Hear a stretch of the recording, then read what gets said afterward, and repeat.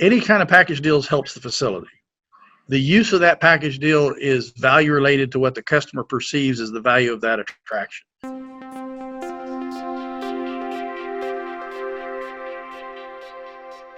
Let's speak for a bit about packages and promotional deals. How can an FEC benefit out of those? Well, even a single attraction, because my dad did this years ago, can have, in his case, a 10-game play book. In other words, you would come in, literally it was 50 cents a game back in the 60s, or you could buy 10 games for $3. Now, if you do 50 cents times 10, that was actually $5. So you got a little bit of a discount by buying that 10-game pack.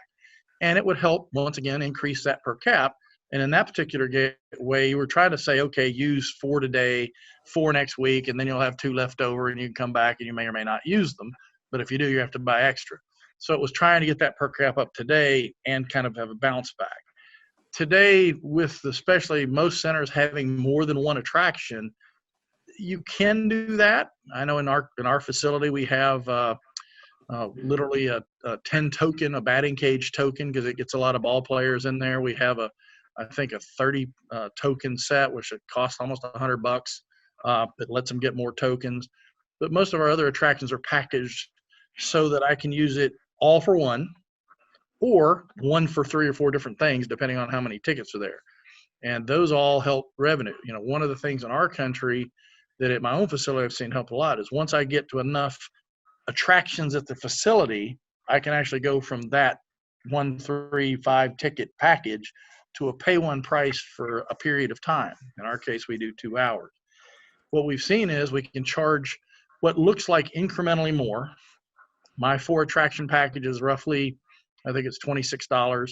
My pay one price for 2 hours is $34 plus tax. And that seems like, okay, for $8 more, I can do anything I want for 2 hours. The plus there, it doesn't have a bounce back, which means any of the unused tickets are never coming back, because there is no unused tickets. It's anything I want to do in that time period. But it drives up that per cap that day. And what we've seen is it makes customers a lot more happy with the visit. They may have come thinking, okay, I'm just going to ride go-karts. They usually always come on a busy Friday or Saturday night. That's our busiest days, just like anybody else. And they could see a 30 or 40-minute line. So if they were there 2 hours, they're only going to get to ride 2 or 3 times. When they get that pay one price, they're going to ride go-karts once, but then they go, hey, I don't want to wait in that line. Let's go try bumper cars. Let's go try VR. Let's go try mini golf. Let's go try this. Let's go try that. They did things they never anticipated doing. They had a lot of fun doing them, especially getting to try something new like VR or Laser Fury. And now they've expanded what they think is fun at the place, which is going to drive them back again. And we've thanked us. I mean, that was one of our biggest concerns when we implemented it. It's been about 7 years ago now, was they would use it on our busy nights and be disappointed because they couldn't do as much as they thought. Well, you know, I'll be honest, if you come and get a pay one price, it's only a 5-minute go-kart ride. You probably can, 2 hours, you probably run 15 times, easy. But they very rarely do that. You know, our sales of that unit is still heavily Friday night, Saturday, and Sunday, which are our busiest 3 days. So where we thought they'd be mad because they couldn't do the 15 go-kart rides, they're actually happy because they still do a go-kart ride, but they do a lot of other stuff they hadn't thought about and had a great time doing it. Becomes more of a attraction park feel. You don't have to spend all day, but you get to do a lot of different things like you do at an attraction park, and in a time period that fits your lifestyle, and you can go out there and have a good time, and for not a whole lot of extra money. But for us operators, that's $8 net that I got that day, 26 to 34, that I wouldn't have gotten if they'd come at a different time or paid the lower price, basically.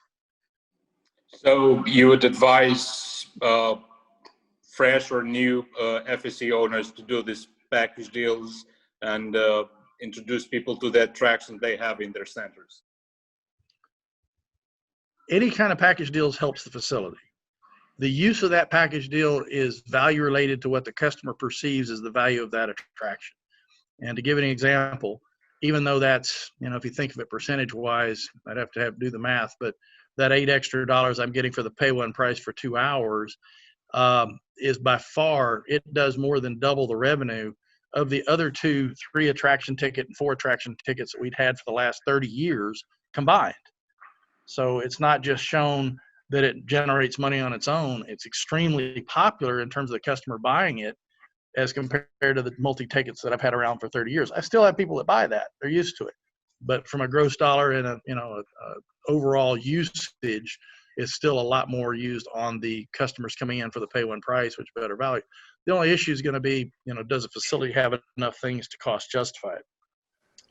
You're a miniature golf only, you're a laser tag only, the pay one price is probably not going to work for you. If you've got, I'm going to say 4 to 5 attractions, you can probably do it, especially if they're high demand attractions like laser tag, like go-karts, like mini golf, like bowling. One of the things that's tough is the bowling and the mini golf are about an hour attraction. So they don't really fit into that 5-minute go-kart ride, 5-minute VR, 5-minute, bumper car type scenario. But at least at my facility, what we do is we say, okay, if within the last 5 minutes you say, hey, I want to play my mini golf game here, they'll end up with almost a 3-hour, but it doesn't cost me anything to do that. Bowling would be a bit different. Bowling, you might not be able to do it because there's a bit more in cost involved with running pin setters and, damage lanes and so on. So I don't know that you could do that, but you really got to look at what your mixes are and can I get enough quick hit attractions like VR, like bumper cars, like go-karts, 5-minute type things that make that multi-attraction value worthwhile. Arcade games are not part of this, by the way. And most of that's because your arcade games are going to be heavily redemption oriented. And if you put that in the pay one price, they could get more in prizes back by just sitting there and hammering the games all time, for all 2 hours and just rack up a ton of tickets and, have their Christmas shopping in that 2-hour time period. Kind of sticking to this point, in your experience, what are the best strategies you've seen so far that drive FEC's profit?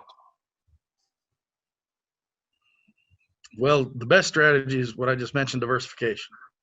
Keep in mind, when my dad started 59 years ago, we were a miniature golf only company. We just built miniature golfs. And we might have 1 course, might have 2 courses, might have 3 courses. And even that helped certain amount because it helped throughput.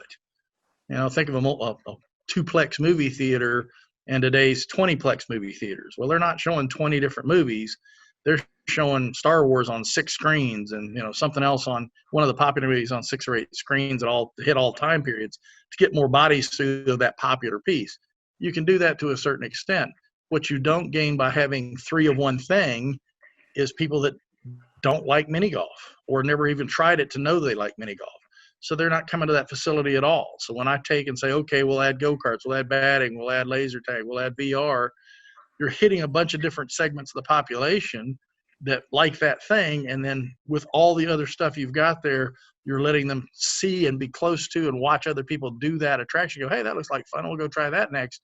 And now expand what they like to do, which also brings that extra money to the facility. So, diversifying your product mix is a huge step forward on being able to outcompete your competitors in that area, and also draw a much wider demographic and generate more dollars per visit. That's a big deal.